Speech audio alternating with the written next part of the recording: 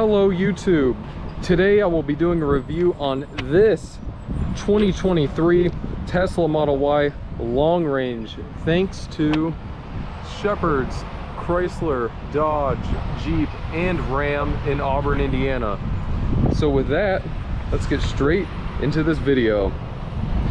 When this Tesla Model Y was new, the base price for it started off at $48,490.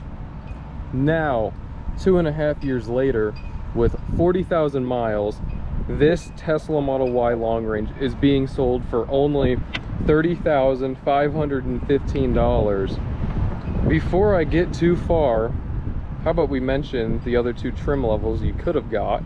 I don't have any other ones here to compare this one to, but I did some research. Model Y would have started out at $43,999 before options, or you could have had the highest trim level of Model Y, which was the Model Y Performance, and that started at $52,490.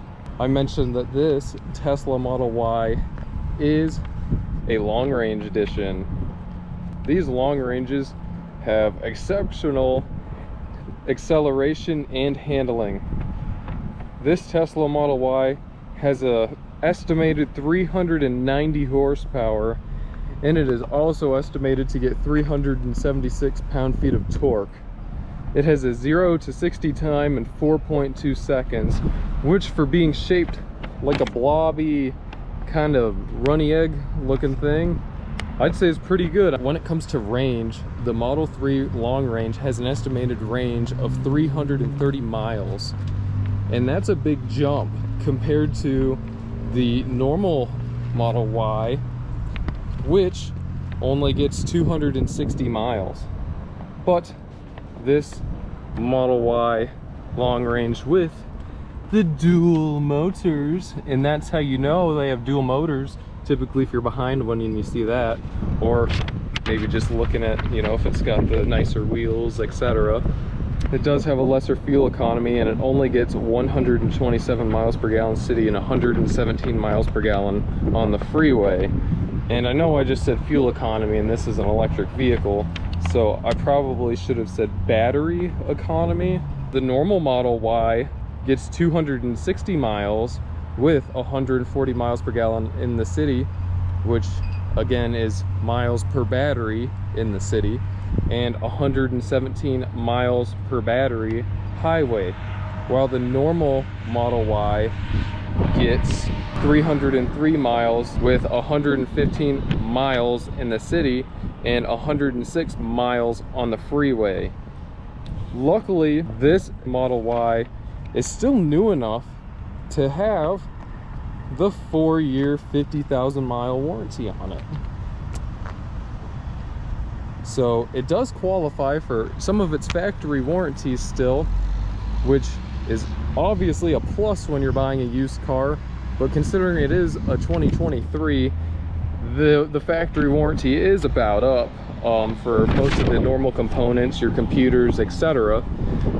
But when it comes to the most expensive thing you can fix on an electric car, the battery underneath this thing is covered for 8 years or 120,000 miles, which you can't beat that.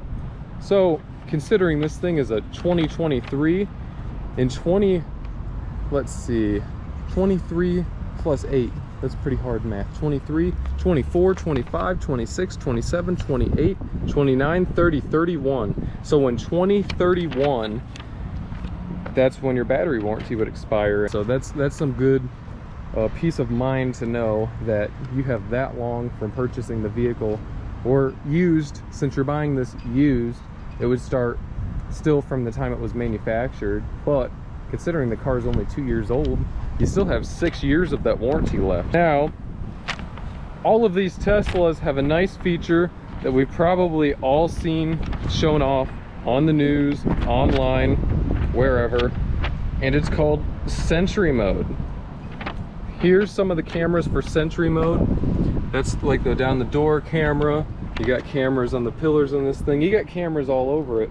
Those cameras are all part of your cruise settings.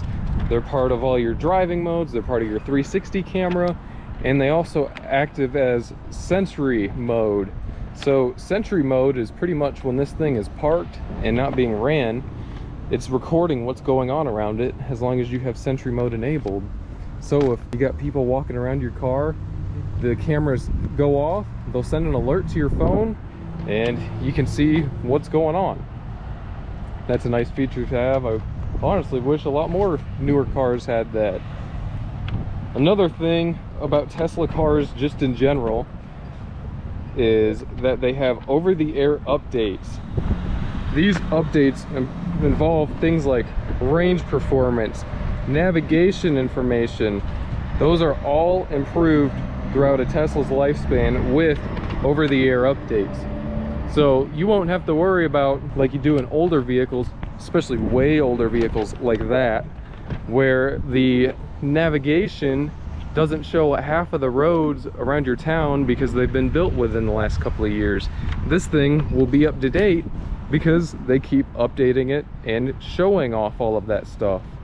So that's nice to know that this thing will keep updating just over the air, and you don't have to take it into a dealership like you traditionally have to.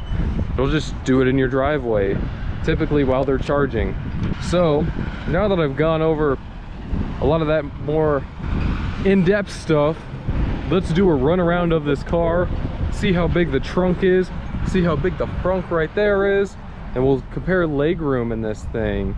And since I'm right here at the door, how about I show you guys the key? So some Tesla models used to have key fobs.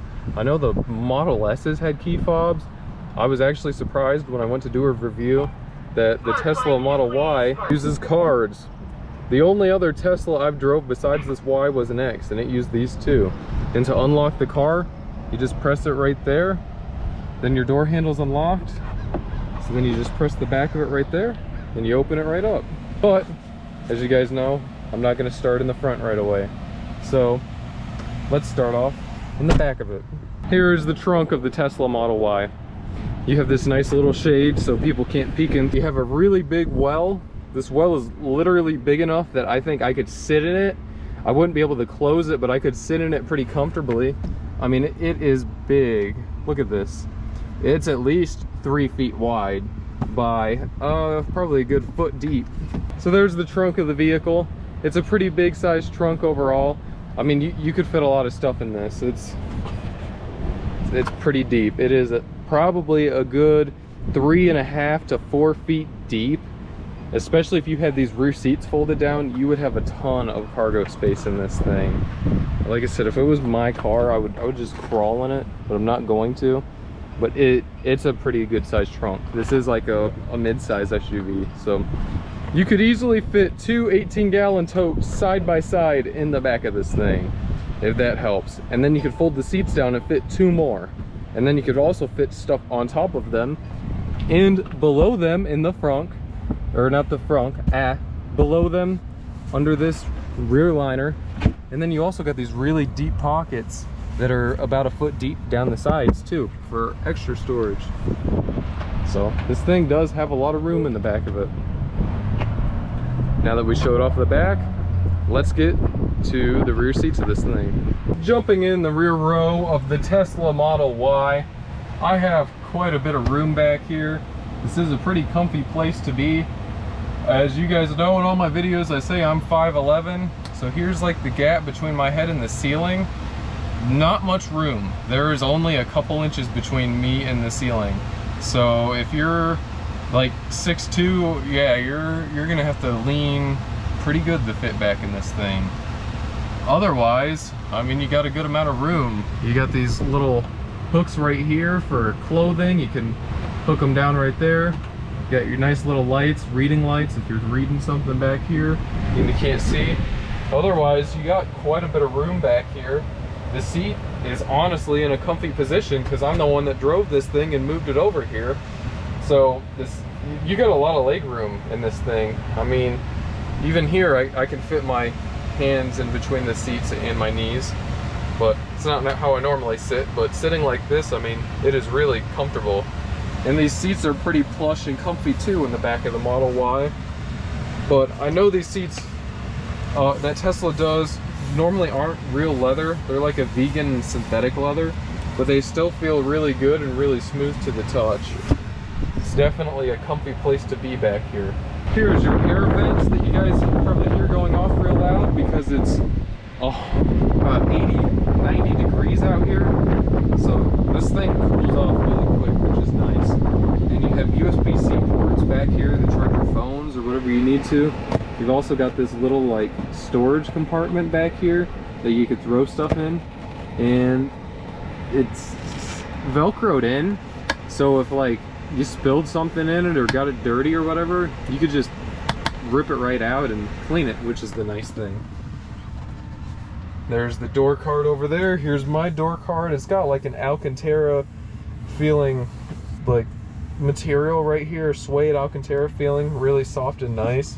The rest of the door panels got this kind of soft touch, like vegan leather. Then you got the softer leather right here and like a really soft rubbery kind of plastic on the inside. You got nice stitching all throughout this car. There's your speakers. It's got fabric lined door liners, which is nice. That's what my Infiniti has, and you don't see it much in cars. And the nice thing is there's a rubber like bottom down here, so if you spilled something in it, it'd be really easy to clean. We've got storage in the back of the seats back here. It's honestly a nice place to be. And even with this thing having the whole like moonroof that all Teslas have, I would have thought it would have been like blistering back here in this heat.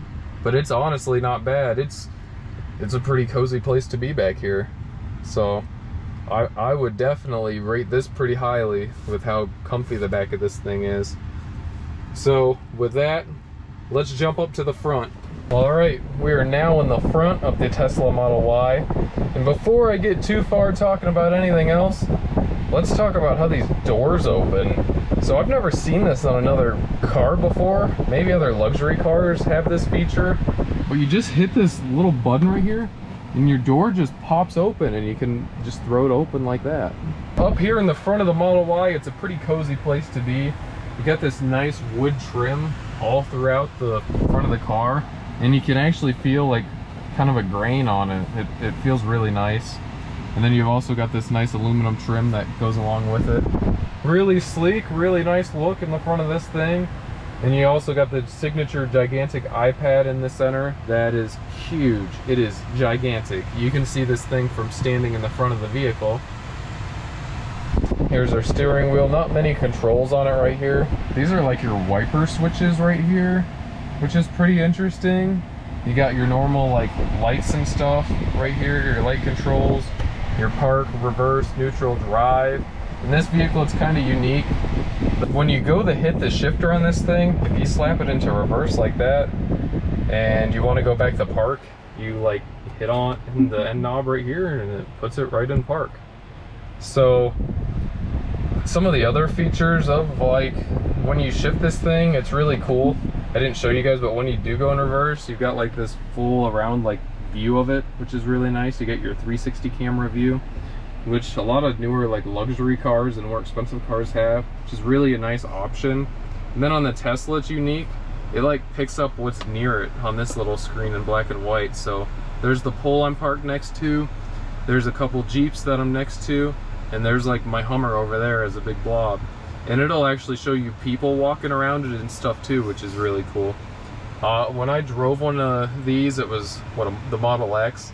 It was on another dealer's lot, and like people were walking around the sides of it on here, and it actually showed them walking around, which was really cool. So you literally can control so much on this thing. And one of the crazy things about it is you can like talk to it, and I can say, hey Tesla, turn wipers off. Hey Tesla, turn wipers on. And it actually does that kind of stuff, which is really cool if you're a pretty tech savvy individual. Here's some of your controls on it. There's that Sentry mode. We got Sentry mode on, off. There's it recording, and it'll save it to your phone or the cloud. To open your glove box, it's a button right here, which is pretty nuts. And you got a pretty small glove box, honestly, for the size of this car, but considering all the other storage in this thing, it's not a big issue. Mainly we just keep our books in there. I like to keep napkins, forks, etc. in there. You never know what you're gonna need. Here's the mirrors to like fold them in, auto tilt, etc. You use these scroll buttons on each side of the wheel for a lot of these different like features. Let's see. There's like steering weight, stopping modes, etc. There's the charging on this thing. We're currently at 99 miles on it, but we are pretty low to being dead. We're about a quarter of the way full. Here's your autopilot features, which is pretty cool. There's all your different modes for all that. Here's your locking features. Here's your lights, headlights, fog lights, etc. All your light controls. Here's your different seat settings. You can choose who gets heated seats in this thing and who doesn't. So if your passenger makes you mad and it's freezing out, you can turn the seats off on them and make them freeze. Here's the display. You can change like the different appearances of it. That dark mode is really nice. This is like the third shifter mode in this thing, but we'll put it back in auto so it picks up better on my camera. There's like cleaning modes in this thing where it like self-sanitizes itself. I honestly don't know how it does that. Let's see. Because I saw on the vents there's a way it cleans it. Okay, so the screen cleaning modes just for like cleaning it with a microfiber. So that's cool. More cars need that. You got location settings, safety settings, your service modes, there's your PSI, different stuff you'd normally see like near your gauge cluster. Here's the software in this thing. You can name it, give it a special name. There's just some of your navigation settings, trip settings, and here you could hook it up to Wi-Fi so it could update wirelessly. Now that we've showed a lot of these features, you can also open like your trunk and your frunk on the screen, which is pretty cool. Here is your phone settings down here. You can connect your phone on Bluetooth. There's your camera surround views. Here's a bunch of different apps this thing has on it. It honestly reminds me of like an iPad or something like that with all the settings on it. You got all your defrost modes, your seat modes. Here's your climate settings. We'll turn those on low, turn them off so you guys can hear me more actually. Let's see, there we go. That probably made the video audio sound way better. And you can choose like where you want the most like air to come from, which is really cool. You can have it on both sides, one side, etc. It's pretty unique. You can have it like keep on when your car's all like just sitting here idling. There's a dog setting and there's a camp setting, and then there's off. Oh, and here's that clean mode that I mentioned to you guys. Sounds like it's pumping something into the air to clean it in here. Let's see, what other apps do we have on this thing? Here's your Bluetooth settings, your radio, karaoke, which I've seen that on TV. Was it Good Morning America or something like that years ago? Showed the karaoke settings on here. YouTube Music, Sirius XM, Apple Podcasts. There's your dash cam. Let's see. Let's see if it shows me or shows something else. There we go. That's really cool. And there we see where it's recording around the whole car. That's a really cool setting right there. Here's your like Tesla manuals and stuff. All your owner's guides are on here, which is pretty cool. You could definitely sit in this thing for quite a while playing with all these buttons. It's got a lot of modes. Back here you got 2 wireless chargers for 2 phones. Then right here, here's your cup holders, and all you do is like push that back, and when you want to close it, you just tap it like that. Here's like your little center like coin thing, but if you don't want to have it in there all the time, you could take it out completely and put big stuff in here. And then there's your 2 cup holders, just 2 standard sized cup holders. Then when it comes to the center console, this thing has a pretty big center console. You got this little rubber mat in case you make a mess down here. You can take it out and clean down there. You got a little 12 volt port right there, and It's all felt lined. It's really nicely lined off, so can't beat that. There's your rear view mirror, really sleek, nice looking rear view mirror design. Here's your sunshades, which this is kind of unique. I haven't seen this in any other car. They're magnetized. So you just pull them down like that and it sticks with a magnet. Then your lights turn on. There I am. Hi guys. Then you just flip it back up when you're done. Here's just some little like reading lights or greeting lights, whatever you'd want to use them for. There's your hazard lights. There's some speakers in the ceiling over there. And here's the giant moonroof thing from where I'm sitting. Overall, this is a pretty comfy car. It is definitely something you would have to get used to buying one of these. I'd have to get used to it pretty hard too. Oh, and it wants me to put my key card, you tap it like under here when you want to drive the car, which is interesting. Definitely a bit different of a feature than most cars. So overall, what are my opinions on the Model Y? I think if you're looking for like a good car that's got a decent warranty on it, you know, the battery warranty, and you could always purchase more warranties if you wanted to, which honestly, if I had a car with this much technology in it, I would buy more warranties for it, which I'm sure that'd be a couple grand on this, but it'd be worth it. But overall, I think it's a pretty nice electric car. It's got a lot of really cool features. It's comfy. The seats are nice in it. So it's a nicely finished off car, and for the price, for 30 grand, what other kind of car are you gonna get like this for $30,000, even with 40,000 miles? It's a pretty nice car overall. So if you're in the market for a affordable, nice used EV, then even if you want to keep it for a long term or buy it and drive it for a couple years, you know, it's not like it depreciate way more than it is. I mean, I know it's going to depreciate more than it has once it starts getting older, but it'd definitely be a good choice compared to like if you bought one of these brand new. You know, you get hit with a way bigger depreciation. EVs actually depreciate more than normal gasoline cars do. So I think if you buy an EV car, you're best off buying it used. So that's my take on this Tesla Model Y.